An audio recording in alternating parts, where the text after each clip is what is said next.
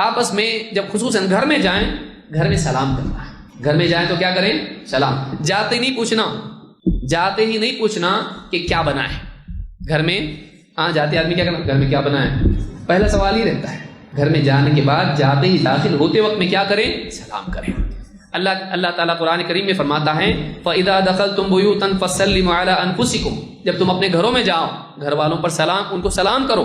تحیۃ من عند اللہ مبارکۃ طیبہ، یہ اللہ کی طرف سے تحیہ ہے، سیلوٹیشن جس کو کہتے ہیں، ایک دوسرے کو سلام کرنے کا طریقہ ہے مبارک اور طیب. حدیث میں اللہ کے نبی صلی اللہ علیہ وسلم حضرت انس بن مالک کہتے ہیں قال علی رسول اللہ صلی اللہ علیہ وسلم یا بنی اذا دخلت علی اہلک فسلم یکون برکۃ علیک وعلی اہل بیتک. اللہ کے رسول صلی اللہ علیہ وسلم نے کہا اے بچے، اے بیٹے، جب تو اپنے گھر والوں پر داخل ہو، گھر میں جائیں گھر والوں کے پاس، فسلم انہیں سلام کر، یکون برکۃ علیک وعلی اہل بیتک، یہ تیرے اوپر بھی اور تیرے گھر والوں پر بھی برکت کا ذریعہ بنے گا. موٹا موٹا سلام ہے. پھر گھر میں کوئی ناریل، لیمو، گڑیا اور کعبے کا دروازہ لٹکانے کی ضرورت نہیں ہے، کیل ٹھوکنے کی ضرورت نہیں ہے. کیا نہیں کرتا ہے آدمی؟ بس گھر میں جا کے سلام کرے، کسی قسم کی عملیات کی ضرورت نہیں. سلام کرے، یہ چھوٹا موٹا عمل ہے، لیکن اس کے ذریعے سے تیرے لیے اور گھر والوں کے لیے برکت ہوگی. گھروں میں ہم برکت چاہتے ہیں، اس کا طریقہ کیا ہے؟ سلام.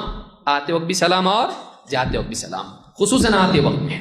تو یہ ترمذی کی روایت ہے.